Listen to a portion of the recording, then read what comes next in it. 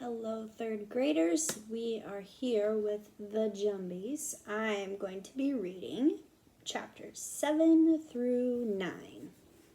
So if you have your book, I'd love for you to read along, but if not, just enjoy. All right, chapter 7, Down the Well. A small frog sat hopeless at the bottom of the dry well. It was tired from trying to escape and hoarse from croaking. It was the croaking that had gotten it into the well in the first place. If it had just been quiet, the boys would not have found it and dropped it in. The frog wished they had at least dropped it into a full well. Drowning in fresh water had to be better than dying of thirst in a deep, dark stone hole. If the frog did not get wet soon, it would not survive. Something dripped down on the frog from the circle of light above. The moisture sank into the frog's flesh and revived it temporarily. Then a rope slid down the wall. The sweet smell of dirt and oranges seeped into the frog's pores. Something blocked the light from the top, something that was getting closer. A few minutes later, a girl stood at the bottom of the well, holding on to the rope and looking at the frog with glee. "Hello, Mr. Cropod," Corinne said. "I've come to rescue you." Corinne scooped up the frog in one hand and put it in her pocket. Then she tried to pull her way up on the rope with her feet pushing against the wall. Although the well was mostly dry, some moisture remained in the rocks. The cracks between them were slick with moss and fungus. Corinne slipped and banged into the wall as she tried to scramble up. More than once the frog got squished between her hip and the side of the wall. It croaked pitifully. "Cropod tingly," Corinne sang in an effort to soothe it. She pulled up on the rope, but her foot slipped again and sent them both slamming into the wall and then back down to the bottom of the well. More croaking. "Shh," Corinne scolded the flattened frog. "This is hard enough without your constant complaining, and we have to hurry. Those boys will be back to torture you any minute." After a few more attempts, Corinne figured out how to grab onto the crevices with her fingers and toes. She knew not to move to a new spot until she was secure. Once she had the hang of the slippery rocks, she barely needed to use the rope. It was too hard on her hands anyway. Once they were outside of the well, another drop of Drew's salty tears fell on the frog's back. It was the most water it had in an entire day. "I told you not to worry," Corinne told her new friend. I said we'd get back out just fine." Corinne picked up a half of a coconut shell from the ground and poured the rainwater inside it onto the frog's skin. She set the animal down. The frog hopped quickly towards the forest. It turned around at the edge of the trees and watched the girls. Then it turned back and hopped out of sight. "Now we put these in," Corinne said, pointing at the wiggling sack on the ground. Drew shied back a few steps. "It's okay, you just have to know how to handle them." Drew became slightly yellow with fear, but stepped carefully up to the wreathing sack and held the ends with her fingertips. "Be careful not to drop it," Corinne said. Drew nodded and squeezed her eyes closed. Corinne untied the sack and gently emptied its contents, nearly a dozen scorpions, into the well. The scorpions fell with a series of tiny thuds at the bottom, and in an effort to escape, they immediately began to climb the rope. "Come on, they'll be here any second." Corinne hid in some thick shrubs near the edge of the forest. "Don't get too close," Drew said. She fingered the end of her braid nervously. "I told you there's nothing in there," Corinne said, looking over her shoulder at the forest. She shuddered despite herself. "Fine, I'll find somewhere else for us to hide, but only because you are so nervous." Corinne led Drew across the dirt road, and they both crouched inside a thicket of tall grass. At their usual time, the boys appeared around the bend in the road. They picked up a few stones and fitted them into the slingshots. Then they went to the well. Chapter 8, The Brothers. "Where are you, Mr. Frog?" Balky shouted into the well. He pulled back on the slingshot and let a stone loose down the well. He looked in again. "Hiding, eh?" His tattered shirt flapped in the wind. Drew shifted next to Kareen, causing some rocks to scrape the ground. Balky turned to scan the bushes. At one point, he looked straight in their direction. Kareen grabbed Drew's hand and held her breath. Balky went back to looking down the well. In the light, Kareen noticed an intricate pattern beneath the grim on Balky's shirt, a pattern that showed the shirt had once belonged to someone wealthy maybe, but now was doing the work of keeping a boy's back from the sun. Malik, the younger brother, walked in a circle around the well. As he walked, he kept tucking his unruly curls behind a pair of ears that seemed too big for his small head. Kareen tried not to giggle when he found the rope tied to the trunk of a small tree. Malik waved his brother over. "Yes, it's a rope. So?" Balky asked. Then he rolled his eyes. "Frogs don't climb ropes, brother." Malik put his hands on his hips, jerked his curly head towards the forest, and waited for his brother to understand. Balky shook his head at his little brother and sighed. "You mean it was that girl? I bet she climbed in and got the frog." Malik chuckled a little. "It's not funny, Big Ears. She's spoiling our fun, but at least she left us some rope. We could always use it for something." Malik pulled the rope up as Balky peered into the well to see the end of it. Balky kept his slingshot ready for anything that came out, but he barely noticed the small insect that was scrambling up the rope and out of the well. Soon there was another and another. Balky jumped back. "Scorpions!" he cried out. Malik dropped the rope and ran to his brother. There was a scorpion hanging on to Balky's tattered shirt. Malik grabbed a pebble and his slingshot and shot at the scorpion.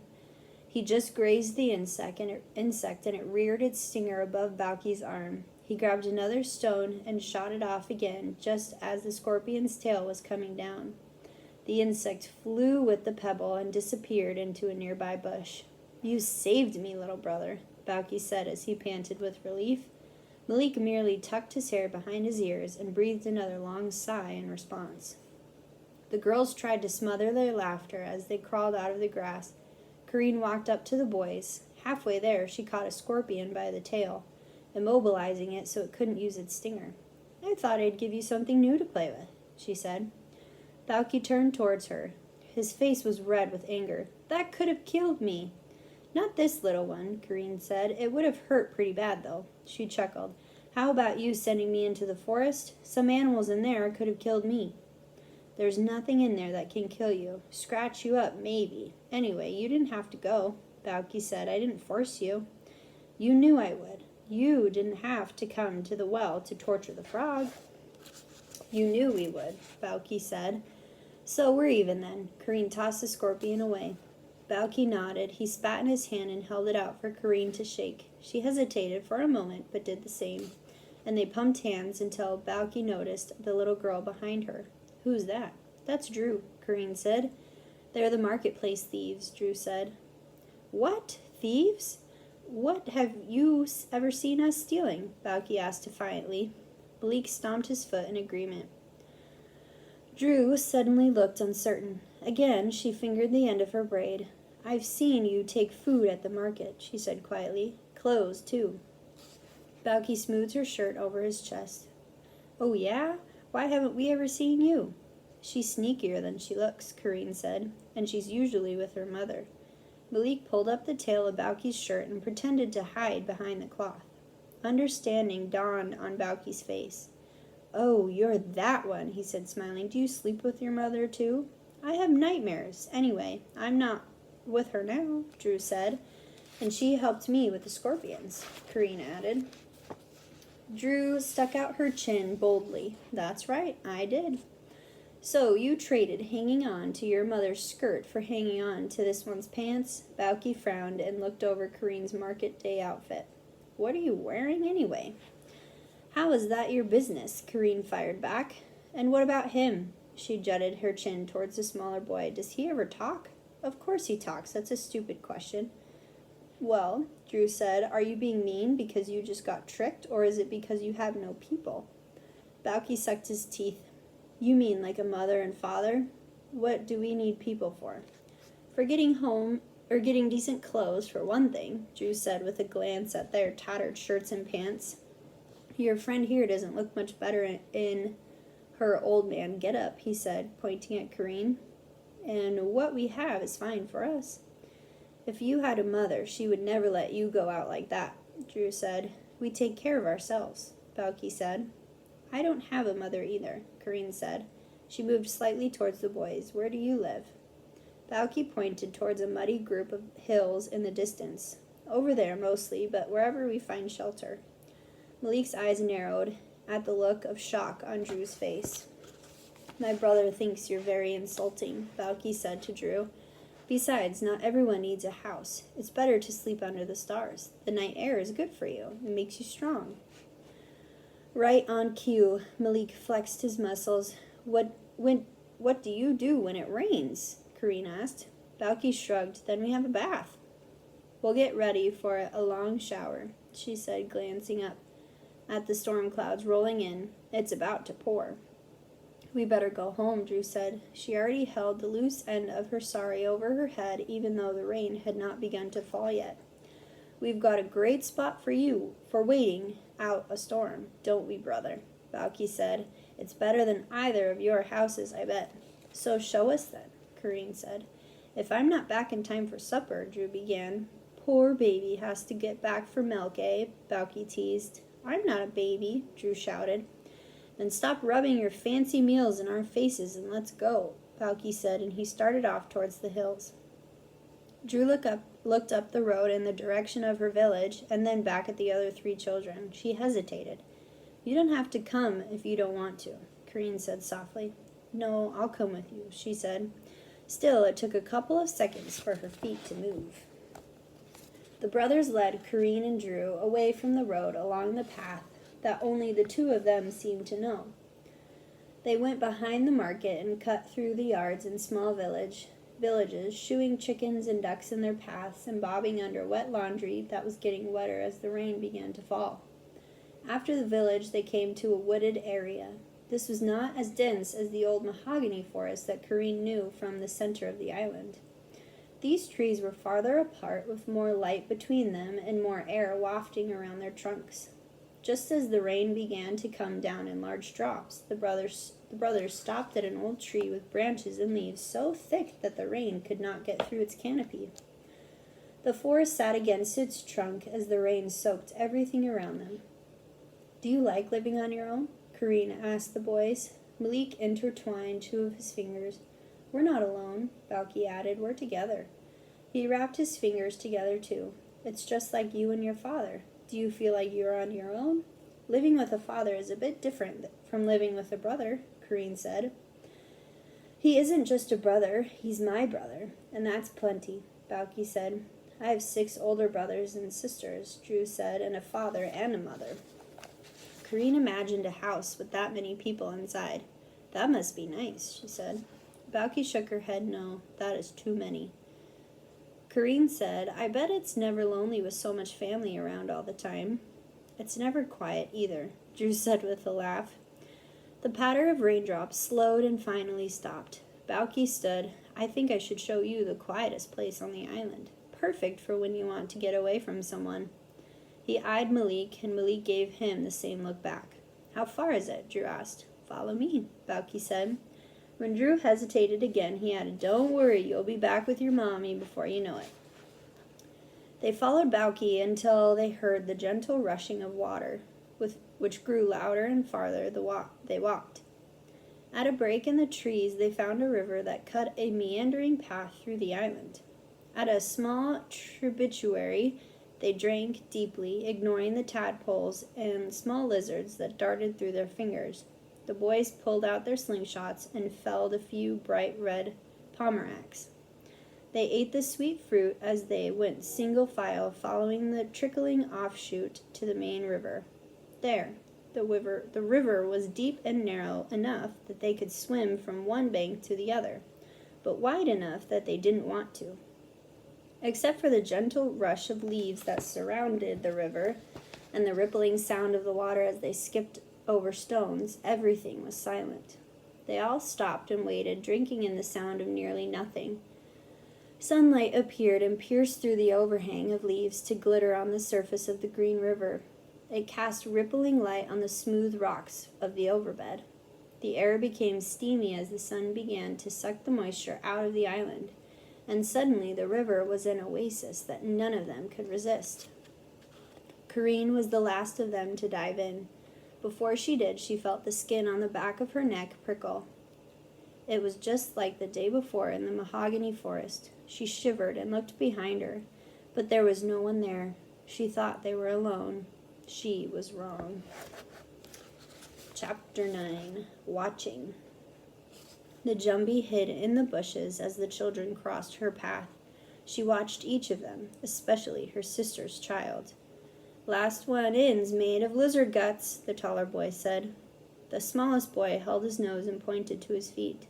The other squealed, "No stinky feet," and ran down to the river.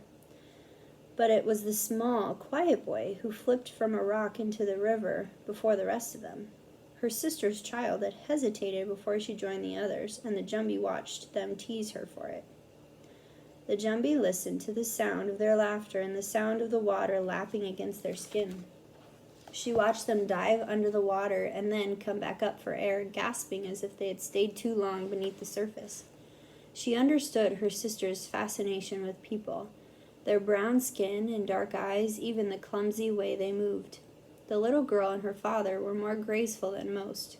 The Jumbie had found their house earlier and watched them go about their morning. The man was especially graceful when he was on the water. His muscles rippled beneath his sun-darkened skin as smoothly as rolling waves. He was certainly interesting. She would take care to observe the man and child up close, to understand how they had lured her sister away from her own kind.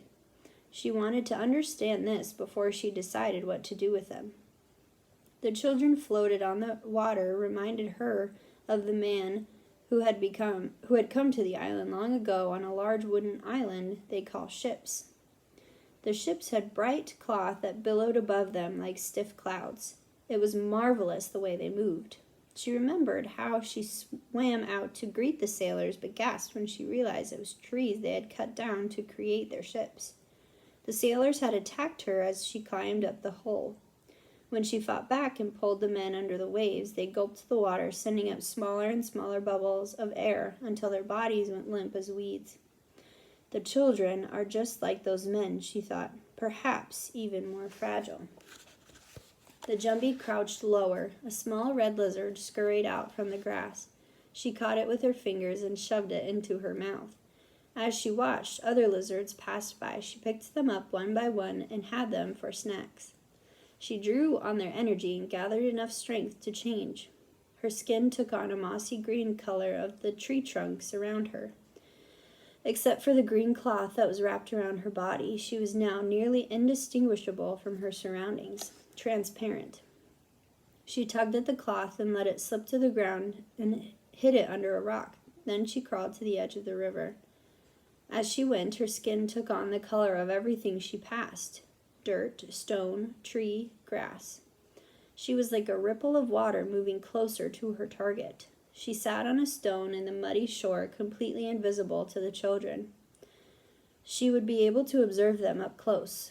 Then she saw the witch on the far shore. As silent as a breath, the Jumbie slipped into the water. She took her time diving deep, then swam beneath the playing children and stood on the riverbed beneath their kicking feet. The Jumbie planned her attack. Who should I take down first? Their legs paddled above her head. She decided on the biggest one. The boy. She pushed off from the bottom and glided upwards. The fingers reached around his toes. And that is where we're going to stop. That's pretty intense.